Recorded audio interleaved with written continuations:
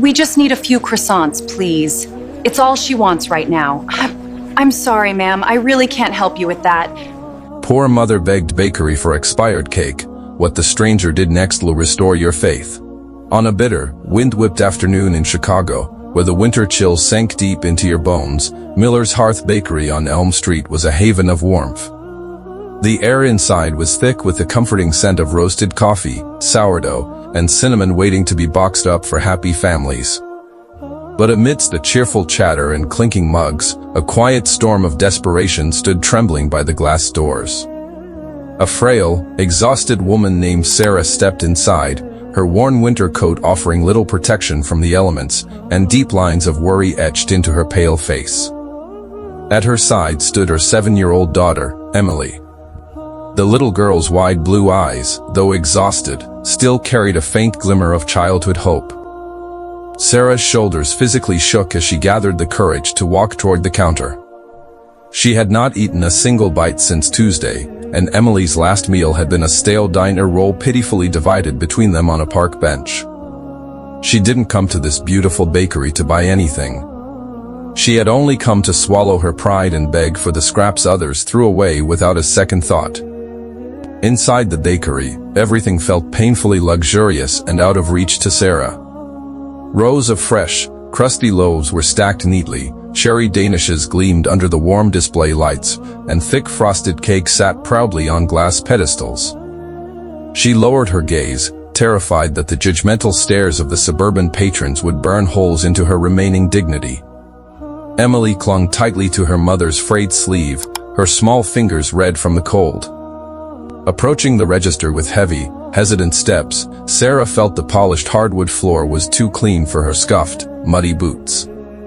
The young employees behind the counter looked up, their polite retail smiles faltering, entirely unsure of how to handle the situation. Sarah's voice shook violently as she quietly asked the manager if they had any expired bread or ruined cakes, anything destined for the dumpster at the end of the day. Just a few crumbs she could give her daughter, who hadn't had a warm meal in weeks. But what Sarah didn't know was that someone else stood in the bakery, watching her every move. A broad-shouldered, imposing man named Arthur Vance sat alone at a corner table. Arthur was a retired Chicago police captain, dressed in a heavy wool pea coat, nursing a black coffee. He had stepped into the bakery to escape the noise of the city and to endure the quiet, lonely routine he had settled into since retiring. Life on the force had made him cynical, and losing his own wife to illness years ago had locked his heart behind an iron wall that no amount of pension money could tear down. Yet here, over the hiss of the espresso machine, a weary mother's trembling voice cracked open a corner of that hardened detective's heart. Sarah stood frozen as the manager awkwardly apologized, explaining that corporate policy strictly forbade giving away unsold food due to liability. Sarah's cheeks burned with a deep, consuming shame as the silence in the shop thickened. She thought about turning back and escaping back into the freezing wind, pretending she hadn't just humiliated herself.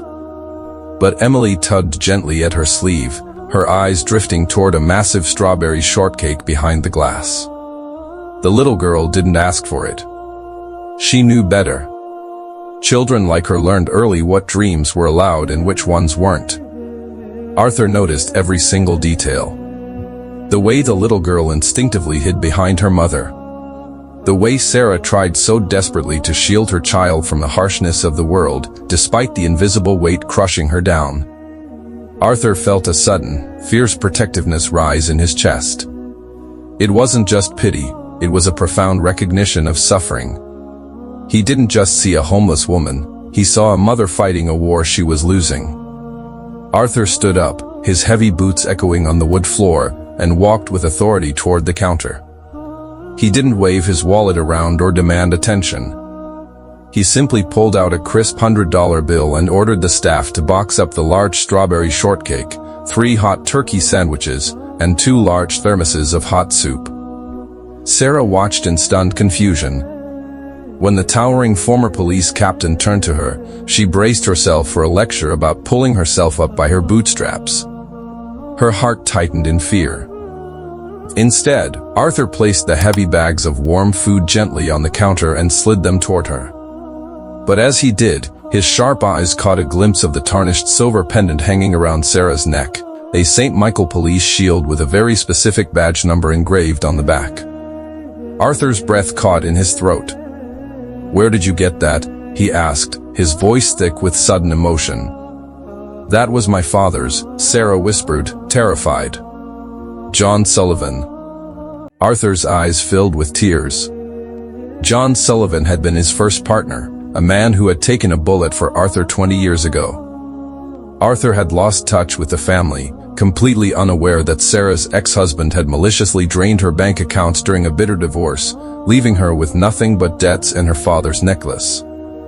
"Your father saved my life," Arthur said, his voice breaking as the entire bakery went dead silent.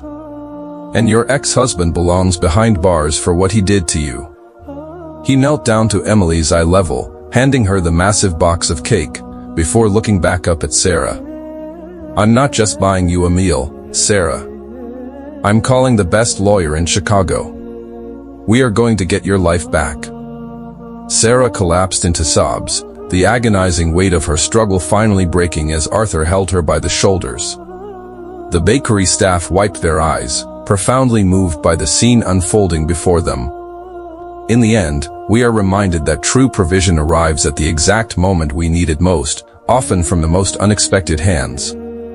A single act of mercy in the pursuit of justice can rewrite a lifetime of hardship, proving that patience through suffering is never overlooked, and no good deed is ever truly forgotten by the most merciful. Friends, this was our video for today.